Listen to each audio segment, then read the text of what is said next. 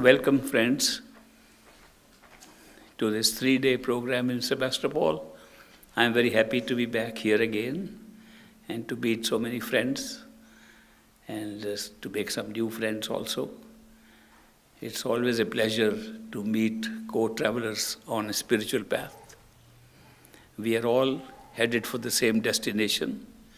Some of us may have followed different routes to the same destination, but the destination remains our true home, the place to which we belong. It does not take very long for us who are on the spiritual path to discover that this world in which we are living is not our true home. This is a world of duality, world of pain and pleasure, world of ups and downs, and we and our souls don't belong to this. We are a steady people, we are steady souls. We are souls in love. We are souls who are full of love, who are made up of love. Love is a very steady thing. It does not have these ups and downs. But when we come to mental attachments, when we come to the way this world operates, we discover that this is a world of duality, ups and downs, pairs of opposites, and could not be our world, could not be our home. And that is why it is a journey we are all taking together to our true home. Our true home, also known as Sachkhand, which means true home, is the place from where we came. It's a place with which we have a connection. Although we are visiting here in these different regions of experience, we have not forgotten our true home. We have within our bodies, in these physical bodies, and these physical bodies which are responsible for our physical experiences, we have within this physical body two very powerful instruments, and those we have picked up in order to have experience in this physical body. Those two instruments are the instruments of sense perceptions, which give us the power to see, touch, taste, smell. These are here, these are the powers of sense perceptions that we are using while we are in the physical body. We also have another more powerful instrument called the human mind, which thinks, makes sense of things, rationalizes, uses logic, gives us advice all the time, and very often carries out our instructions. And most of the time, it gives us instructions what to do. So we have these wonderful things in order to have an experience in this physical world. We got these instruments of experience so that we could have a good time, see a different way of experience than in our true home, and then go back home. Somehow, we got caught up in these experiences and began to take the experiences as reality. We forgot that this was merely an experience. It was merely to see something and enjoy something different than our true home, and thereby appreciate our true home even more when we go back. We were willing to have an experience of pain and pleasure, experience of difficulties and easy things. We were willing to have all this so that we could go back to our steady state in our true home and enjoy it even more, get a greater appreciation of what our true home is. But we got caught up right here in this very experience of ours, which we take as a real world. We take this as the only reality. In order to make it as real as possible, we did shut ourselves off from our true home. We decided that if we have to really enjoy an experience, we should concentrate on that experience and forget our true home for the moment. But we took a big leap forward in that shutting our own home from ourselves. And we are caught up here now. How do we know that we forgot our true home and this is not real? We did make some arrangement before we left our true home that in case we get tired of this experience, when we have had enough of it, we should have some key in order to open the door and go back. We made our own arrangement because we were more intelligent than we think we are. In our true home, we were all perfect intelligence. So with our perfect intelligence, we were able to make an arrangement to go back home.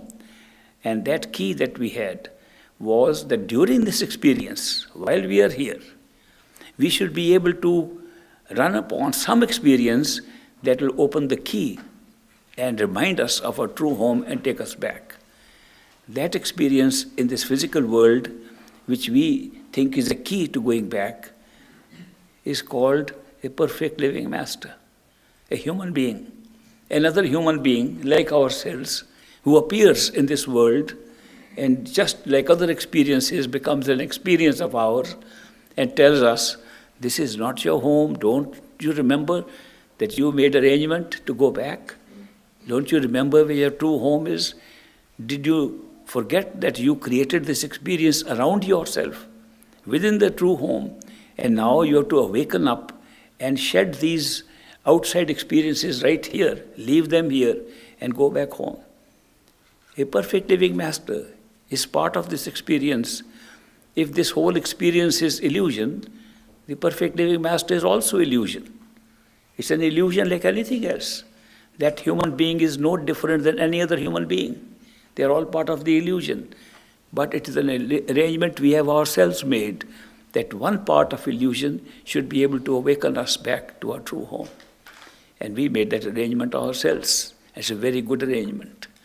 When a human being who we call a perfect living master comes into our life, he reminds us of what we had arranged and tells us that you have an easy way to go back home because the home is not very distant from you. In fact, you kept it so close to yourself, you are almost operating in this experience from your true home. The true home is within yourself. And all you have to do is to go within yourself to find the true home. Such a person comes here not to teach us something, because we have arranged many teachers for ourselves. There are so many teachers who come and teach us. They teach us how to live in this world. They teach us about spiritual things also. They teach us that our true home is somewhere else. They give us all detailed graphic descriptions of the route that we can take. But the perfect living master does not come here to teach us because we have been taught sufficiently already. He comes to be a partner and take us back together, and we don't have to go alone on our journey back. He becomes a co-traveler of ours. He becomes a partner in everything, including our journey back to our true home. He draws us through many ways. First, he imitates the teachers, because our mind, which we have been using and identifying ourselves with, likes to be taught. We like to learn. We think that without learning, nothing can be done. So we want to learn about everything. So he becomes a teacher to that extent to make us learn. Afterwards, we find, what are we trying to learn? There's something more than learning on this journey, on this path. And then we discover that the learning is only for starting a journey, and it does not go very far. Otherwise, we would spend our whole life here learning. There are people who want to learn so much that they learn all their life and make no progress on the spiritual path at all. There are people who devote their whole life on studying books, on attending lectures, on attending satsangs and going all over, trying to research what is going on. They even write books of their own, and they are very occupied in their intellectual pursuits, but they make no spiritual headway. They don't move even an inch toward their own true home. So the learning part is very short when it comes to a perfect living master.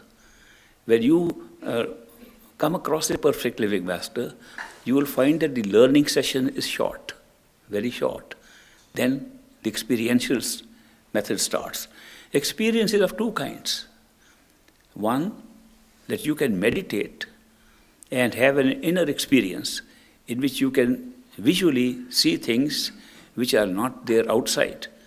And you can visually have experiences which show you that there are other worlds existing besides the one which we thought is the only reality. Those visual experiences can take us to a state where we find that our body, physical body, is merely cover upon an inner body that carries the perceptions of the different senses. The sense perceptions belong to the inner body. And because the inner body is located within this physical body, therefore we are having the sense perceptions in the physical body.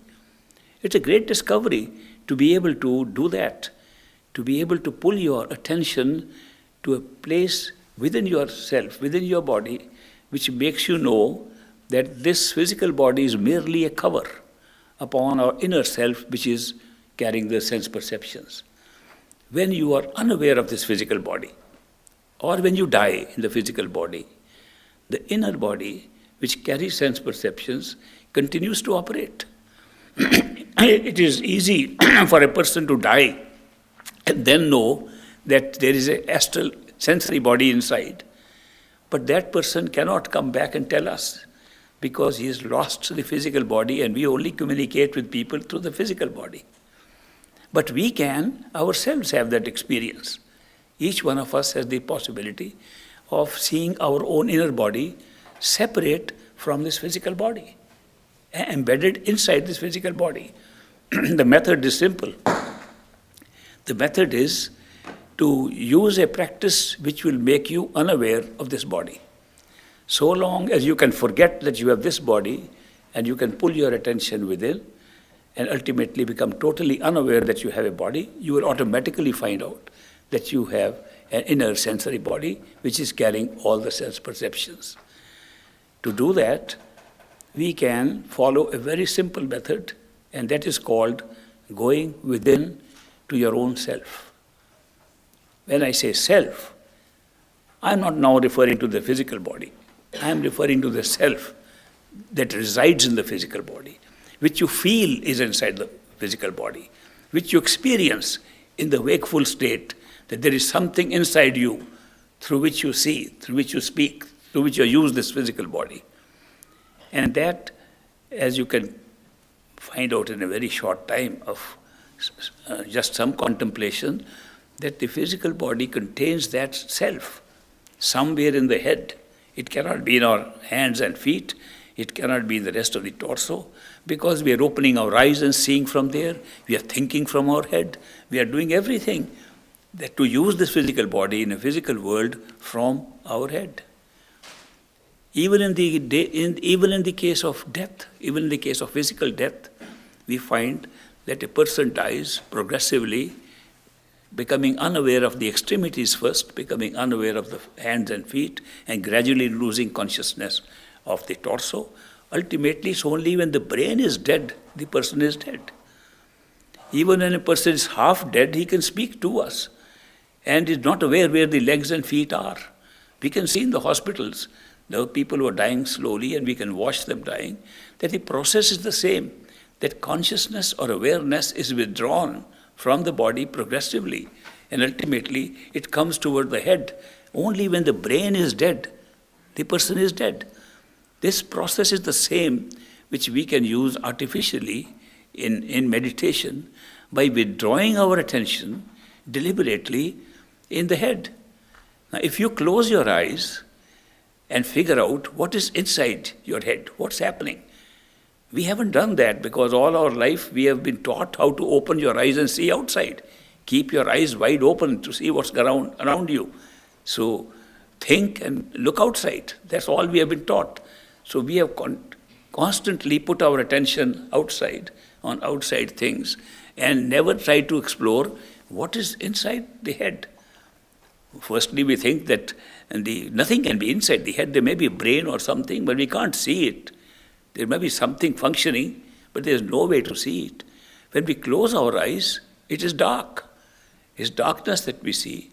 It is darkness because we are constantly still looking outside, and when you put an obstacle in your vision, it naturally becomes dark. The eyelids close, the eyes, you are still trying to look outside. That's not the way to look inside. You cannot look inside with these eyes. These physical eyes are designed to look outside. They are made to look outside. They have nothing in these eyes which can look inside. Therefore, what can look inside? Something can look inside which looks into what we can imagine. For example, if we close our eyes and imagine some figure, somebody's face, we can see it. These eyes are not seeing that.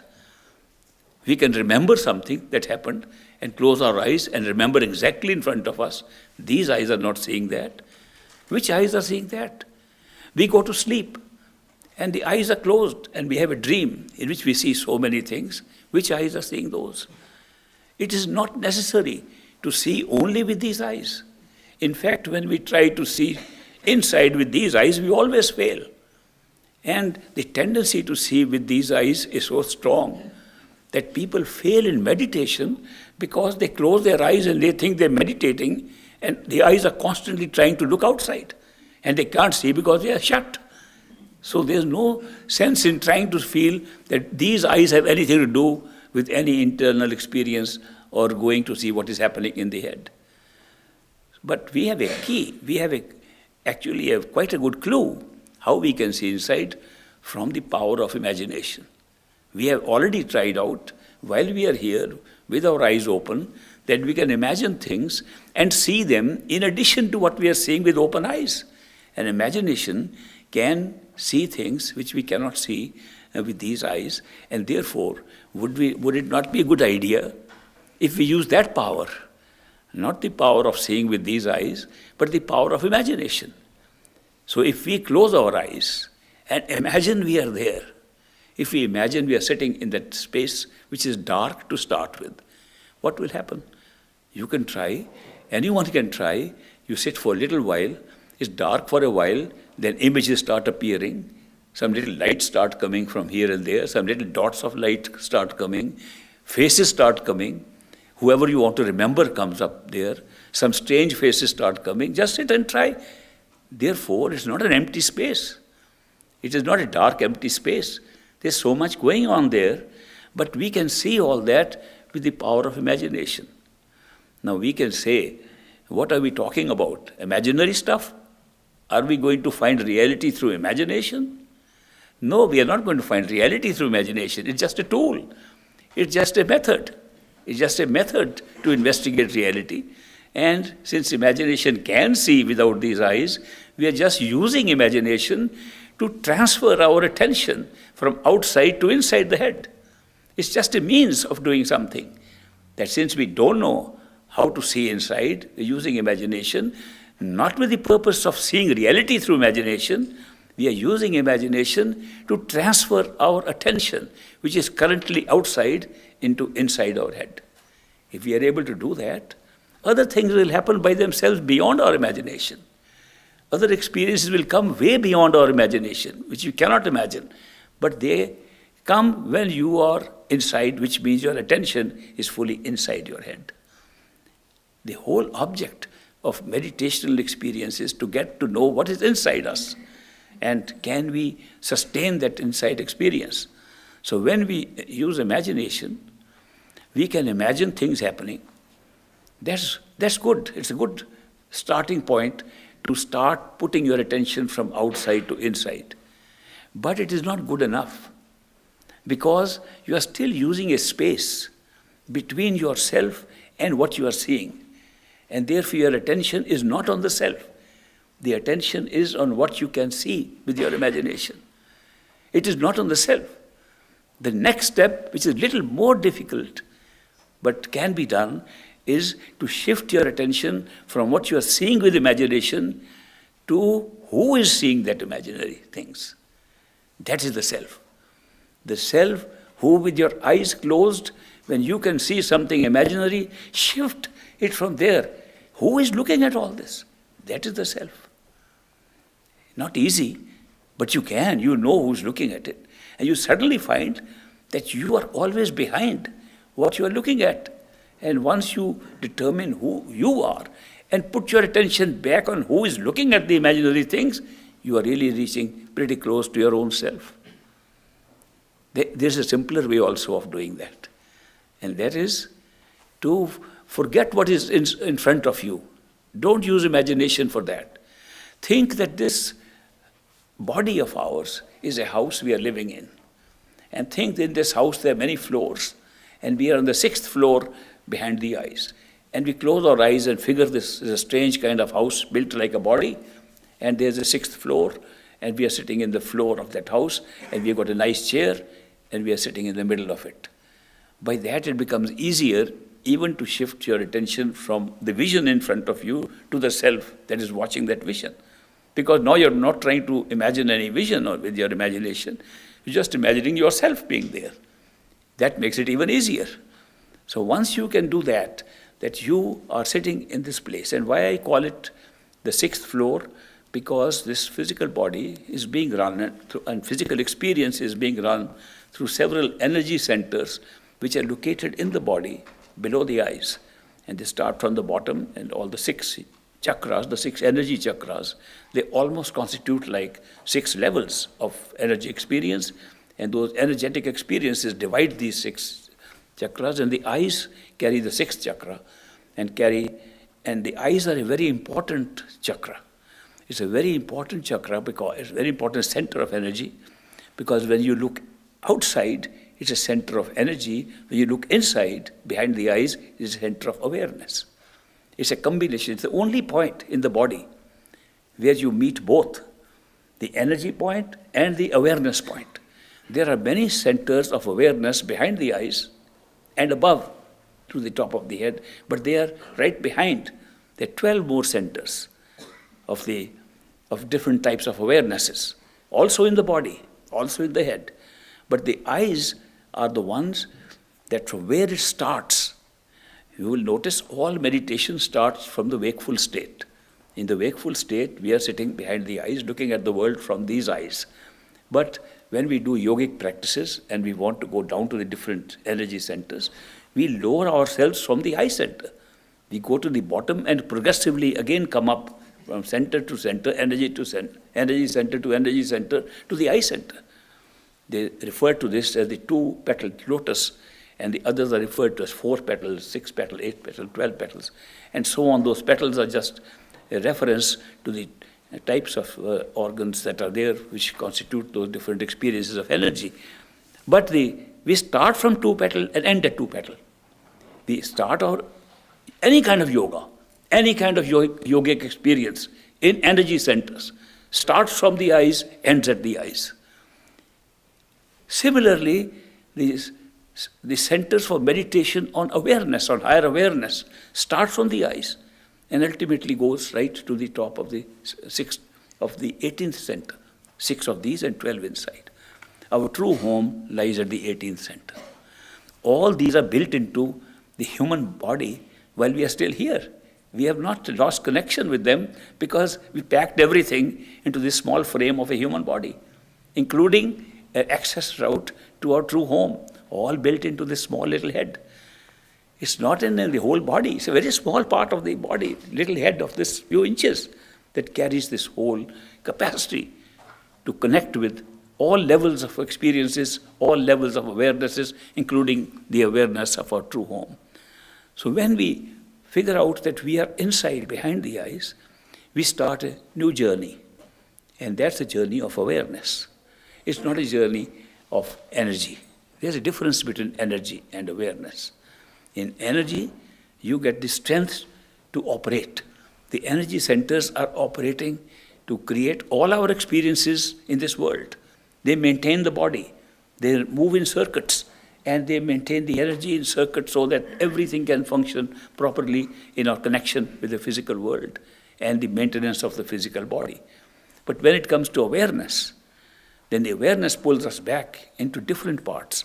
For example, the first awareness, when you can pull your attention to the self, and you feel you are sitting there as yourself, what will happen? Depends on how long you sit there, with how much concentration you sit there. These are the biggest gifts given to us by the Creator. These are the biggest gifts we carry with us as human beings, the power to use our attention where we like, to locate it where we like, and the power to concentrate it wherever we like. These two things, attention and the power to concentrate it where we like, are the keys to discovering everything, including our true home. When we put our attention on our own self, behind the eyes, and concentrate our attention there, By concentration, I mean thinking of nothing else, but thinking only of that situation. When you concentrate your attention there, the body undergoes the same experience as it undergoes in physical death. The attention is pulled out from the extremities. After a while, you don't know where your hands are, where your feet are. You don't know where your body is. And the new body, inner body, opens up and you can see that it was always there. And you can fly with it. It has no weight. It has very sharp sense perceptions. You don't need glasses to see. Everybody is better than 20/20 vision in that. Even blind people have 20/20 vision in the astral self. Nothing that is hindering us on the physical body hinders the astral body or the sensory body. The very first experience of having a sensory body that can fly out and can experience a new world, a world which is astral and ethereal in its nature, in its content, from which this world looks like a reflection, like a coarse reflection built into molecules, atoms, and physical matter. This material world is a copy made from the astral world. And when you move about and seeing the astral world, you also find that our own life there is very different. It has been very different from the life we have led here. We find that life has been much longer. We are able to locate our own homes there, where we have lived, what we have been doing. We locate that we have been doing research on things. We have been studying subjects which we thought we were studying only in the physical body. We were doing that already, that we were mastering different sciences and these things over there, which we thought we were just going to learn over here in the physical body. That everything that we have been doing here, we have been doing there too. And we have excelled in so many things there and diminished our capacity to use those sciences and the knowledge over here. It's a great experience. If you get nothing else out of meditation except to discover that there's an inner body of yours doing all this, I think it's a great step forward toward knowing that you are not the physical body, but you're more than that. And yet, we call it only the first step towards realization of the true self. It's only the first step on our journey to our true home. And once we reach that step, we have that wonderful experience. And yet, we are only another body. And the self, which we discovered sitting behind the eyes here, is also still sitting behind the eyes in the astral body. We have made great progress in discovering a new experience. Great progress in discovering this is not our true world, this is a copy of another world. It's like an image. It's just like a shadow of the true world, and we found the true world. And the true world, we find such beautiful things like all the heavens that we talk of. Every heaven recorded in our scriptures, you can go and see there. The gods that we have been worshipping are actually sitting there. They're sitting on their thrones. You can see the gods of creation of this universe right sitting in that astral plane. It's not a small thing to see that the very basis of creation of this world has been discovered by going to step number 1. There are so many teachers of pure spiritual awareness who take us to that state and call it our true home. Yet the space and time of that first step is just exactly like this one. It's only a little different that you can slow down your experience on that plane. In astral plane, you can really stop time for a moment, which you can't do here. That's big feature. The big feature is, I remember when we were little kids, we used to play a game called freeze. And we were running around and somebody would say freeze, and everybody stood wherever they were, whatever position they were in. And then they would unfreeze and then we could walk again. Now that was just a game. I didn't know that game had an origin in the astral plane, where anyone can freeze any moment they like, and then unfreeze and it moves on. The capacity to have a nice moment, a nice vision, and freeze it doesn't exist here. We have some beautiful moments in life here, and they just pass, they just move on. We can't control them. At least there is one big facility there, that if there's a nice moment which you enjoy, you can freeze it for as long as you like, and then unfreeze it and make it move. This is something very, very different from here. Similarly, The fact that your bodies are ethereal, that the bodies which we have the capacity to see, touch, taste, smell, and have the same shape as this body, gives it a very different experience. Those bodies can fly. There's no gravity to pull them down. There's no gravity in the astral plane. It's so different from here. So it's a great experience just to reach that point. And those who have reached that, they really feel it's like reaching heaven, because it is heaven. Heaven is there. By the way, hell is also there. And I must caution that there is hell, and some people have, in their great desire to explore more, gone into the hellish areas of astral plane also. Actually, the astral plane is very vast. It is much vaster than the physical plane where we see billions of galaxies around here. That is much vaster than this. And there are areas which are divided, which call them subastral. And there are higher astral planes. Then there are other astral areas which are overlapping with the physical world. So when we go first time from there, we enter into the common area, which is an overlap of the physical and the astral world. That is where most of us go when we die. That is why when we die, the astral body stays in place, in the same place, in the overlap, so we can still see people here. We can still see our own body that is dead.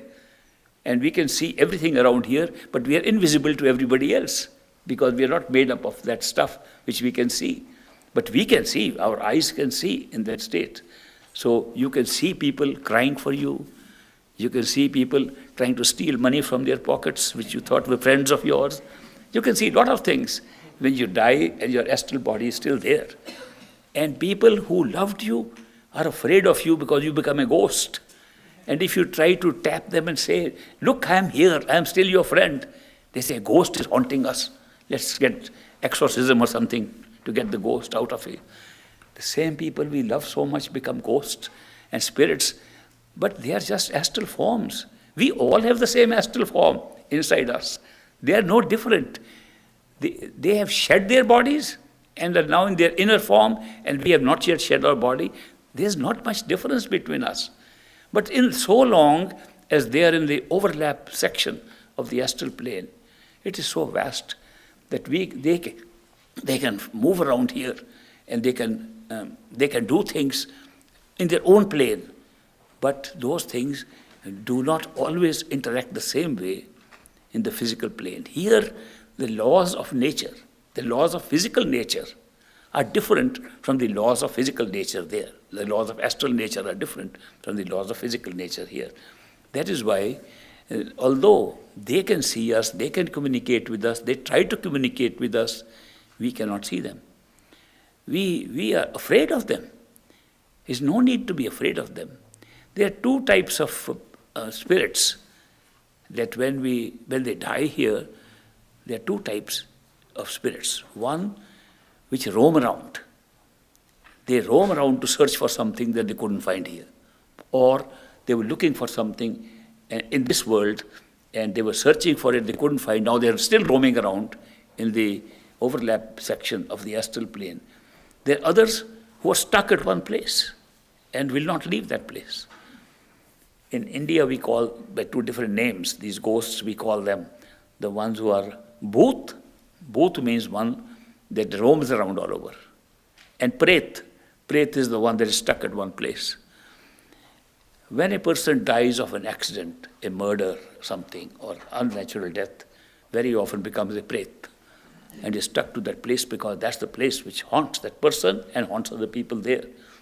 But those who are dying without that, but in search of something, they become bhoots or moving ghosts. But they are spirits like us. They are just astral forms of us. But their life is much longer, and they can be in that state for much longer than we are. The astral body, compared to our physical body, what is its life? It's 100 years, less than 100 years, little more than 100 years. So many people die much less than 100 years. It's a very short period. That life in the astral plane is anything from 1,000 to 3,000 physical years. So you can see that we have an inner self of ours who has lived much longer than the physical body we are wearing now. During this period, we have worn many bodies of different kinds, maybe of different species. We have worn many bodies during the period of one astral life. Therefore, it looks very strange when we go there that we can recall our experiences of past lives. We can recall things that have happened which are not past lives there. They are past lives here. They are the life of that one single life.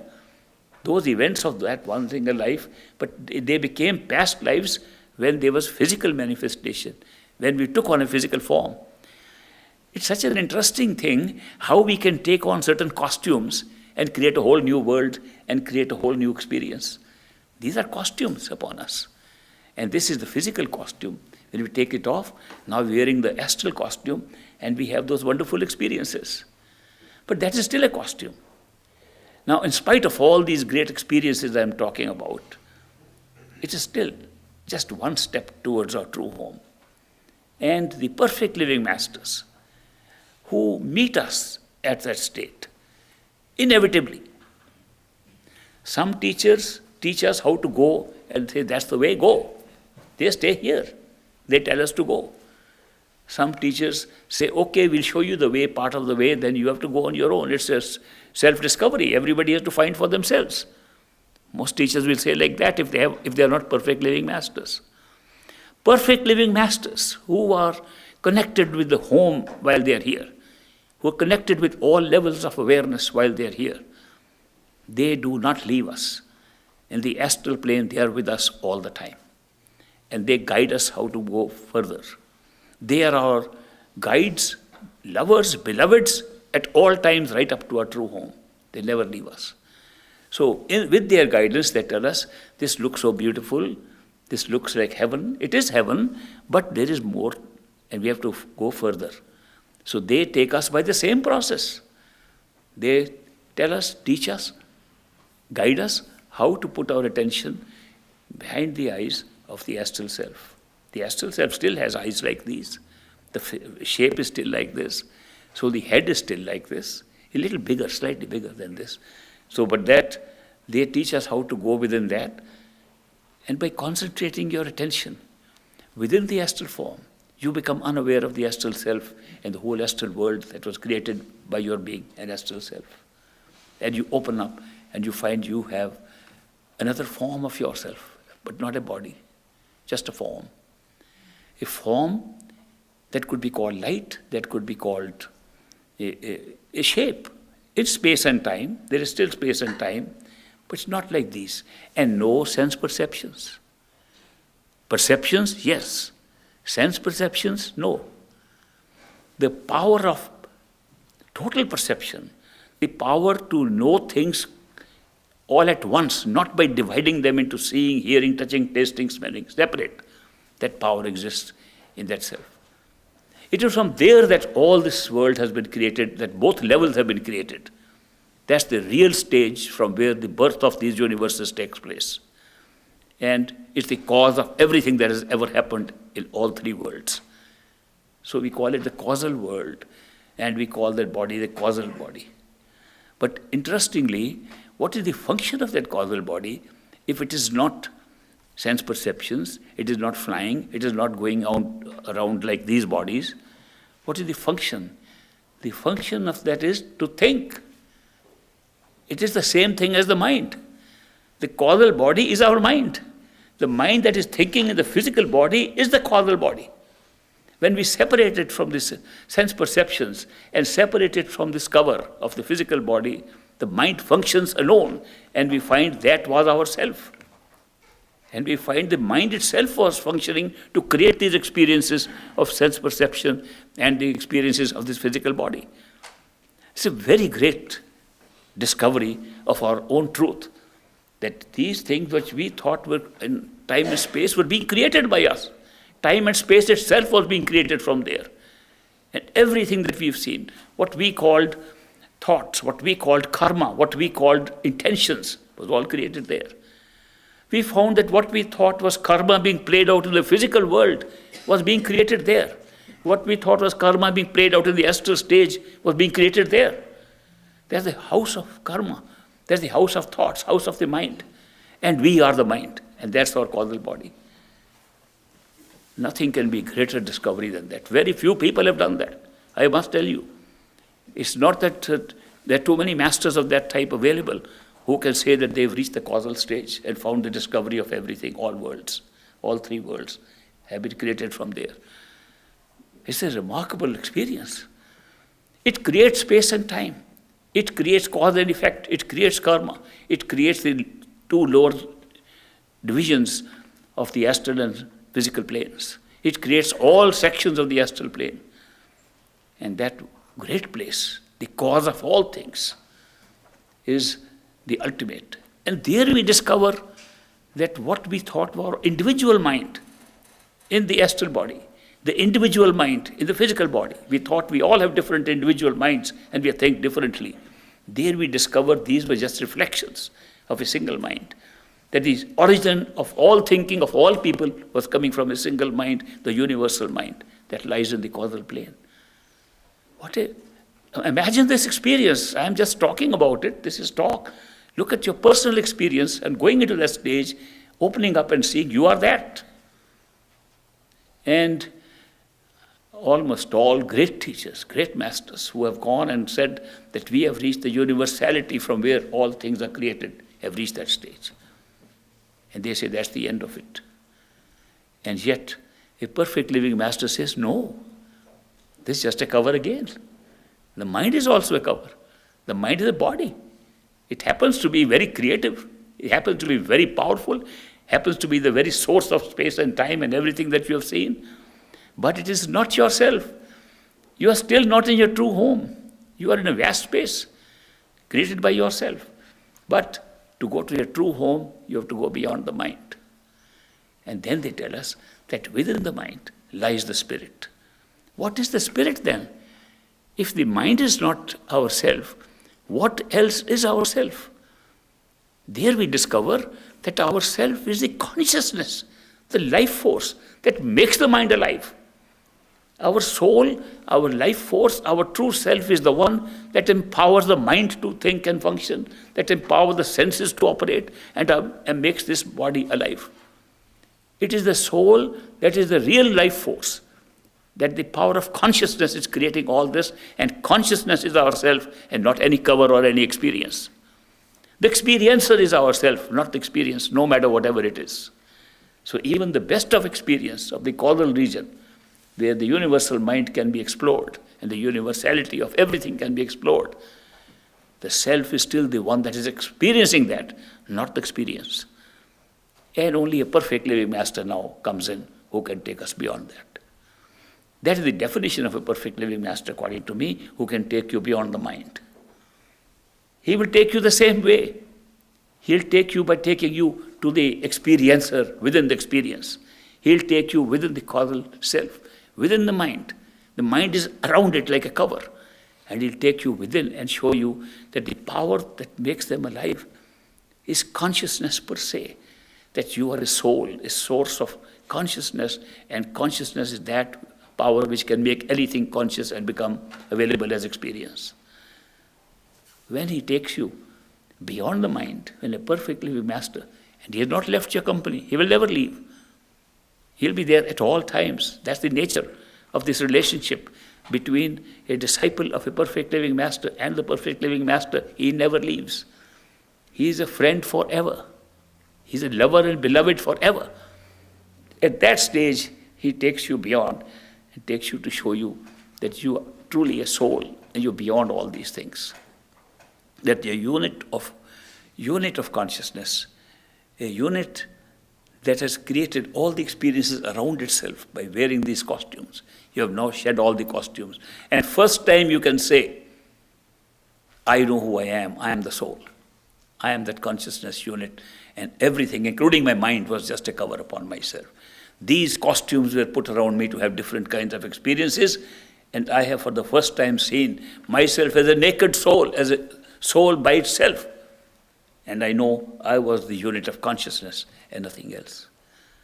If we can call totality of consciousness as the creator, as God, you discover you have been part of God. You're part of God. You're always a part of God. The whole show took place while you were still connected with God and were part of God. Your total consciousness was always connected with you. That's beautiful. People who take us to the stage where we can see our own souls, know our own souls, feel our own self as souls, and with no cover at all, not even a mind. We call them the perfect living masters of the order of Sadh Gurus. In India, we call them Sadh Gurus. And there's one step still more. And that step is to go from Sadh Guru to Sat Guru. The Guru who has taken to the Sadhu stage, which means the stage of the soul, where you discover the soul. And Sat Guru who takes you the truth, ultimate truth. The ultimate perfect living master who takes you beyond this unit of consciousness which you call the soul, shows you that you are always part of the totality of consciousness. You never left it. That you're always part of God. That you were never there. The whole show took place right there. And your connection with the totality was never broken. Now this is the most beautiful part of the spiritual journey, that the connection of the soul with its totality, our connection with our ultimate creator, has never been broken, even when we are here. When you put on a cover, it doesn't break your connection. The connection is inward and is always there. We are always connected. Now there must be something, some evidence to show how we are connected. So the evidence is that when we are feeling we are a self, no matter in what form, it is the same self. It never changes. You are looking at this world can change, but the one that is looking at the world never changes. You go to sleep and have a dream. In the dream you move around. Who is the person who moves around the dream? Have you ever noticed? The same person who was awake, not a different person. In a dream you don't see some other self of yours moving around. It's the same self that's in the wakeful state. It's the same self in the higher state. The self never changes. But there is something more than that. It is not only that the self is continuously connected, there's other evidence for that. And that is, there is something emanating from the self. Something that's visible. If there was no experience, the self could experience itself. And what is that? That's the main subject of my talk to you today. That what is that which emanates from the self and exists if nothing else existed but the self? If there was no creation whatsoever, the manifestation of self to itself, what would that be? That we have no words to describe it. My lecture ends because I have no words to describe it. But the truth is that because we have no words to describe it, we have called it the word. Because we have no shabd to describe it, we call it the shabd. Because we have no sound to describe it, we call it the naad. We call it the music. We call it something, and there is no word we can use it. But for want of words, we are using the word. In the beginning was the word. And the word was with God. And the word was God. Remember that. John's Gospel. Remember the opening verses of the Rig Veda, where it says the Naad created this universe, and the Naad was the creator. These are almost translations from one language to another. When you see that we have no words for it, but that eminence, that radiation, that something coming out of the self that can be experienced by the self, that never is lost. Not even till now, not even if we wear all the costumes of the world. That power within, the power of consciousness that never leaves us, we can experience it. After all, we the experiencer are the self, and the self is emanating something. We should be able to experience it ourselves. It appears in different forms that emanates from us, what radiates from us.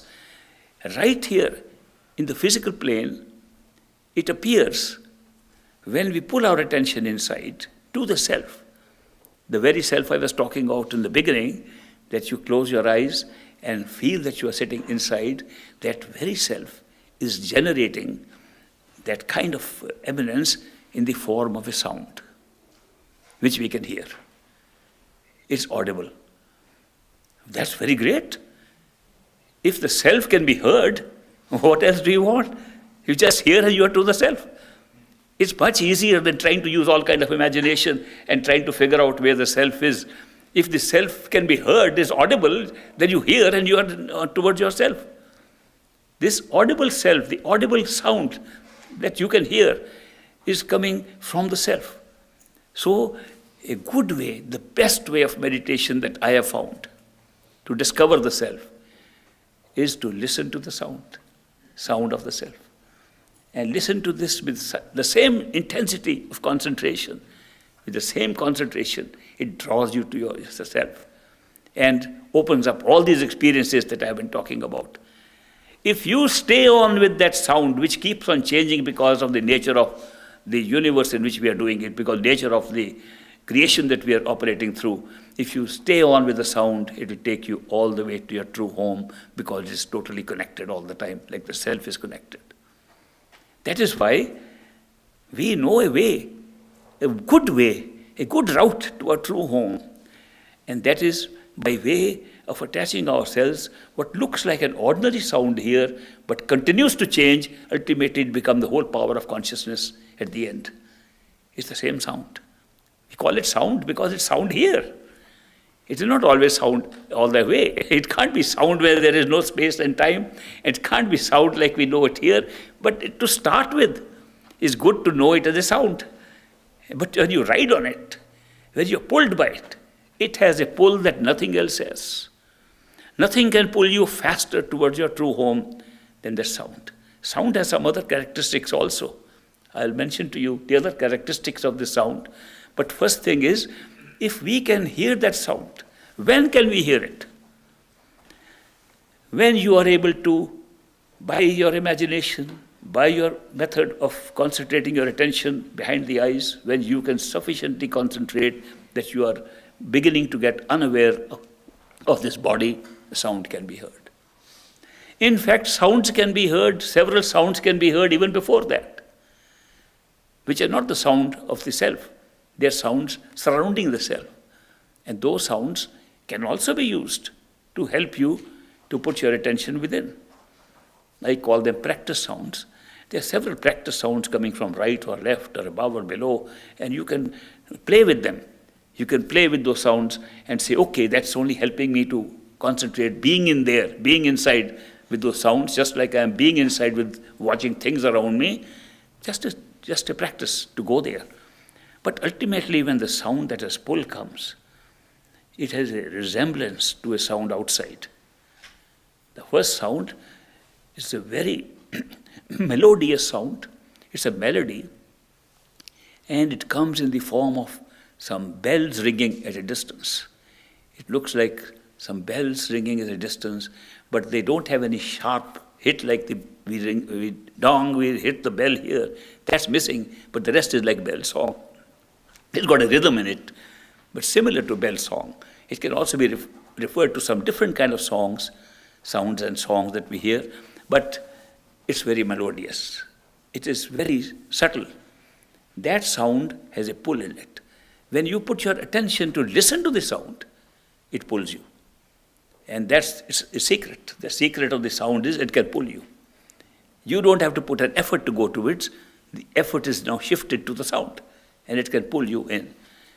That is why this particular kind of yoga, the particular kind of method of union with yourself, which is called yoga, the particular method is called the Surt Shabd Yoga.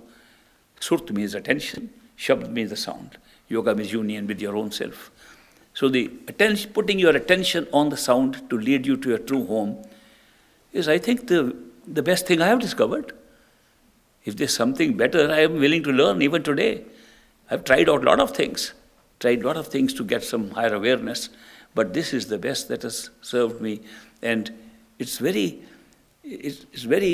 simple, not easy. It's simple, but difficult. Oh, why should it be difficult if it is simple? It's difficult, we make it difficult. We use our mind to make it difficult. Now, this is very silly to say that, but the truth is we use our mind to make things difficult. Not only in spirituality, in life. In life, we use our mind Instead of solving problems, we try to make things difficult because we think too much. We don't need to think that much that we do. We can rely a lot upon our other faculties, which belongs to that word, which belongs to the sound, which belongs to the soul. And those faculties, we don't use too much. We use the mind too much. What are those faculties that exist in that sound, that exist in our self, that exist in our souls? That faculty is called intuition, a knowledge that jumps at us spontaneously, an awareness that just comes with no thoughts, with no words. It just suddenly you feel, also called gut feeling. You have a gut feeling, an intuitive feeling, and we reject that because we think so hard about it, it goes away. So therefore, if we were to use intuitive knowledge, our life would be much simpler. If we use less of thinking and more of intuitive knowledge and our gut feeling, it would be a wonderful life. You can change your life right here by just little shift. Instead of making your decisions by thinking about it, make your decisions with your gut feeling. And then think how to do it. Put the mind to work to implement what your decision is rather than use the mind to make decisions. What is what we are doing? We are spending so much time using mind, that we're using the power of thinking to make our decisions in life. And what happens? Today we say, yeah, this is a good decision, I thought about it. Next day, new factor comes in. Oh, I was sorry, I didn't know that. So we change again. And when you change 2-3 times, I am confused. This is our life by using the mind too much. This doesn't happen. If you shift this to, instead of using your mind, start using your soul. Start using the soul's faculty of intuitive knowledge, of gut feeling. What is the difference between a conclusion reached by using the mind and a conclusion reached by using intuition? The difference is the mind makes a decision based upon the data available to it right there in front of it. If something is missing, the decision is wrong. If something that is missing comes to your awareness next day, decision was wrong. That is why it's a very limited decision which can be right or wrong all the time. And it does happen to be right and wrong all the time. All the time we have regrets. Oh, I wish I hadn't done that. I feel guilty why I did that. Why is that? Because we carried out our decisions and our actions based upon the thinking mind. Had you done it intuitively, this wouldn't have happened. You can try it out even now. Any time in your life, just switch from making your decisions with intuition and implementing them, carrying them out with the mind. Mind only looks at the data in front of it, at the evidence in front of it, and makes decisions. Intuition does not depend on that. Intuition is based upon the accumulated memories of several lifetimes coming up to it and giving you a decision.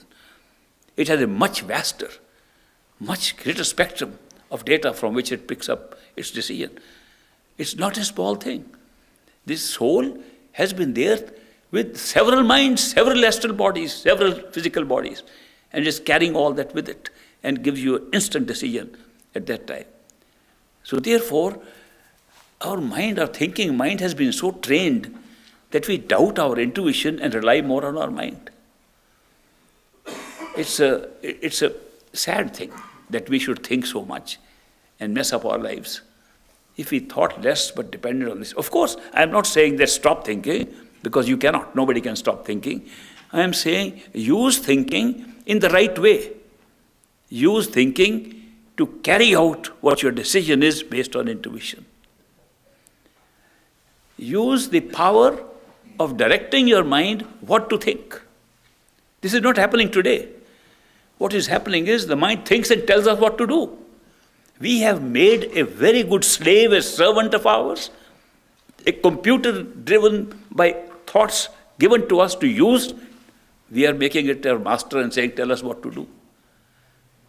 Somebody has predicted that in 20 years it will actually happen that the computers we are using today will be more intelligent than us and they will tell us what to do.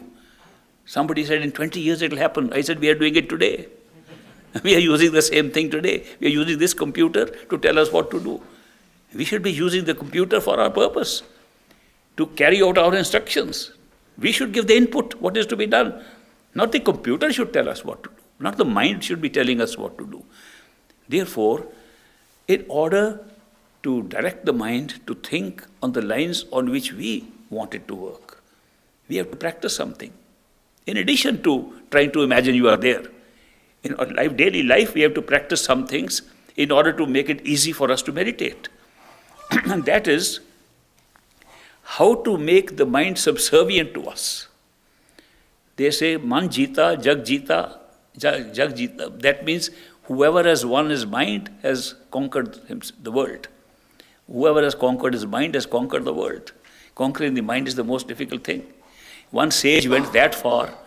He says, if somebody came to me and told me that there is a guy who can drink all the water of the oceans, it's impossible. But for a moment I can believe it. If a man says he has thrown up all the mountains of the world into the air, it's impossible to pick up all the mountains. For a moment I might believe it. But if somebody says I have controlled my mind, I won't believe it. The sage went that far to say how difficult it is to control the mind. Because the mind we have made our master, the mind we have made ourselves. We have identified ourselves completely with the mind. And we say, I think so, that's I, that's the self. We think the mind is the self. We have never thought, I am using my mind to think that, which is the correct thing. That you are using your mind to think in a certain way. So there is a willpower that is required to control the mind. There are two kinds of willpowers. A mental will, which is the development of the mind to express itself, which we have developed very well already. Our willpower is all based upon what the mind wants. The second is spiritual will, a will in which we strengthen our own real self in order to use the mind, and the spiritual will has still to be expressed through the mind. So we take a little part of the mind and use it to hit the mind itself. That means we use the same conversation that the mind uses in its thoughts. You know, the mind always speaks in words, in the language we have learned. So we use the same language of the mind to deny the mind what it wants, again and again. And ultimately, mind gives in. How do we actually practice it? In our daily life, mind is tempted to do many things. When a particular temptation comes, not every day, say once or twice a week, mind says, I want to do this. No. The word no is being also said with the same mind. But no. But there's no harm. No. But it's very good, I can reason out. No. If you start denying the mind some of these things, do you know that in a few months you will have control over the mind? And your life will change? It's a development of a will of your own, of the self, over the mind. When you are able to do that, you will find it much easier to meditate. Because it's the mind that carries you away in meditation. Most of the people who come to me and complain about the lack of progress in their meditation, complain the same thing. The mind is terrible, it always takes us away to these things. The mind is in control of them. Mind is in control of their meditation. Mind is in control of their trying to do what they want to do. Of course, simple method they use to control the mind is also similar to what I am saying. That is, repeat certain words, repeat a mantra, repeat a simran. What is the idea of repeating words of a mantra? So that the mind can't think of anything else. Try to bind it down, hold it down to these words. That's the same thing, but mind runs away again and again in meditation. But if you practice controlling the mind with a super will, with your own will in daily life, once in a while, you'll find it much easier to hold the mind down to simran or to the repetition of mantra while you're doing meditation. So, spiritual path and the following of a spiritual discipline should not be confined to the few hours that you can give to the actual meditation. It should be part of life. That your whole life is designed to help in meditation, and the whole life should be designed that we are going to go home, and this is the way to go home. There are, of course, many obstacles which are real. You have sickness, you have got karma, people taunt you. There are some people who can't. There's a girl in India, trying very hard to see me when I am in Delhi and her parents won't allow her. She's crying so much. This is a circumstance in which she can't achieve, and her desire is for finding spirituality. There are so many circumstances in our own karma that create obstacles. But let us not add more obstacles to that by trying the mind also to become an obstacle in our spiritual journey. Let's control what we can. Some events of life we cannot control. This life of ours is based upon our own actions in past lives. It is not based upon any fixed format or something that makes a life. It's based upon our own actions of past lives. And we have done good things and bad things, and this good and bad is being determined by us because we are dividing it into a world of duality, into opposite pairs of opposites. So we have to have good and bad, and therefore we do good things and we do bad things, and we become human beings, and we go up and down based upon those. We get rewarded for good things, we get punished for bad things. But the life that we are having here is based on karma. Somebody once came to me, he says, I think my karma is over. I said, if it is over, you would be dead. You can't be surviving, you can't be living without karma. It's only karma that's holding us. There was an American friend of mine, a great disciple of great master, my master's disciple, Dr. Julian Johnson. And he discovered after a few years of stay with the great master that karma is a great gift. Everybody was blaming karma. Oh, I've got bad karma. He said, that's a good thing. If you didn't have bad karma, you wouldn't be a human being. You would be in heaven. Thank God you are a human being and you can find a master. And then he said, that's a good thing. Good and bad are both there. It's like a platform given to us like a gift. Now you can go home. So he discovered that we should never say it's bad, good karma. If it is too heavy, if it is too painful, yes, it's all right to pray for help. I don't think there's anything wrong with that. And if we can get some divine intervention in lowering the pain of our karma, it's worthwhile and should be done. But I am not suggesting that day and night we mourn over this karma and say, when will it end? Then I will have a good life. You will have no life after that. It's the karma that's creating this life. The whole thing, every moment of ours that we are spending in life in this physical body is based on karma. So we can have a lot of karma of the kind where we can't control anything. But there are some things we can control. Now the spiritual journey is dependent upon what you can control. So that is why I say, let's control that part of the mind which is constantly becoming our boss, our master. And that is deny it and say, I am in control. I am the boss, not you. To be able to turn the mind around, and mind is actually quite flexible that way. I can tell you, there are two ways to control the mind. One, use your super will, deny it what it wants, and make sure it knows you are in control and the mind cannot lead you where it wants to, once in a while even. And the second is, give it extraordinary taste of something it likes. Mind loves pleasure and taste. Mind will run after any kind of pleasure and taste. Give it some pleasure inside. Find out some goodies inside. There's some very nice, tasteful things inside, and they're very beautiful sights inside, beautiful experiences inside. Give a few of them, throw them to the mind, and mind will be your friend and go with you. There are two good methods. But in the beginning, when we haven't found those goodies ourselves, how will we feed the mind? So first, let's find ourselves, and then we can feed the mind. I am very happy that I got a chance to share these experiences with you. And I have requested George, our host here, to get some questions, if you have, written up on a small piece of paper, and I can attend to those questions. So thank you very much for very patiently listening to me. And I hope these tips will be useful. What I am sharing with you are tips from my personal experience. They are not tips from a textbook, because I don't know any textbook that carries them. But I do carry them as my personal experience on this journey. Since we are all traveling together, I thought I will share these tips on the way to our true home with all of you who are on the same journey. So now if you have some questions, I'll be happy to answer them. What are the ways to develop the spiritual will? Can you give us examples of things we can do? I just answered it.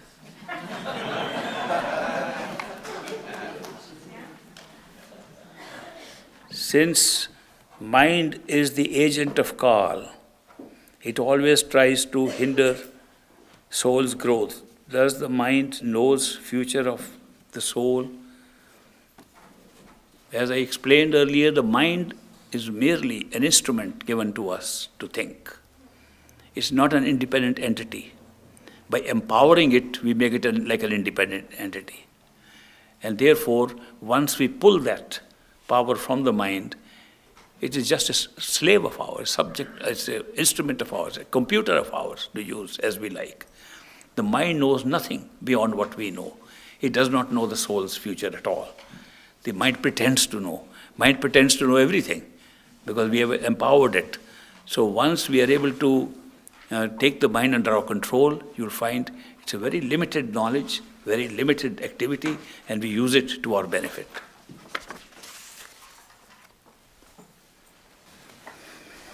After baptism, Jesus was tempted by the devil for 40 days and 40 nights. Did you go through a period of deciding between God and Mother Nature? I am not Jesus, nor am I anything like that.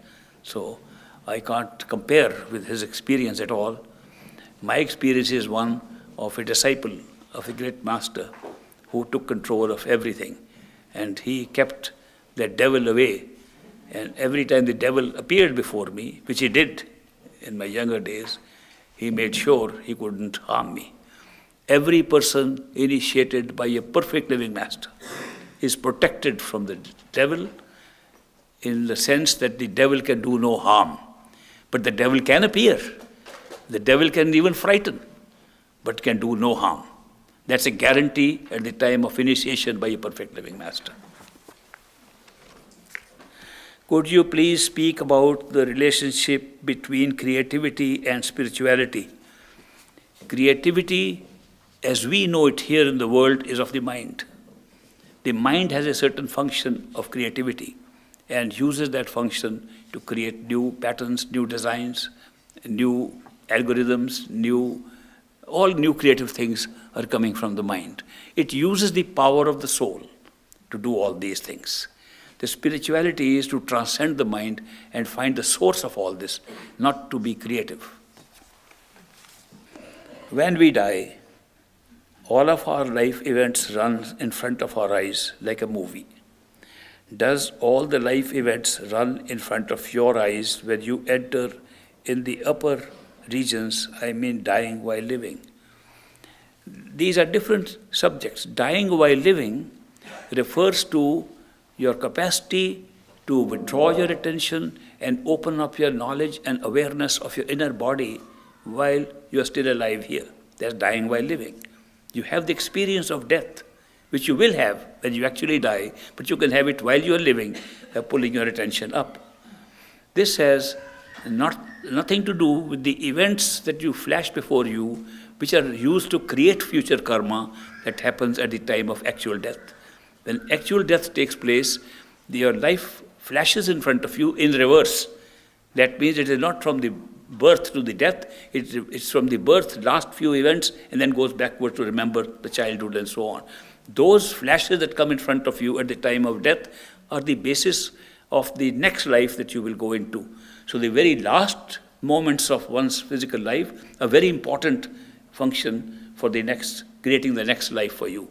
So that does not happen when you are practicing meditation for dying while living. That doesn't happen. Well, we'll take a break and we'll be back here at 3 o'clock again. And we'll take up some questions and answers which you may have. You can give those questions. And if you like, we can have a meditation session. How many of you would like to actually meditate and practice what we're talking about? Okay, we'll have a meditation session also today afternoon. Thank you very much.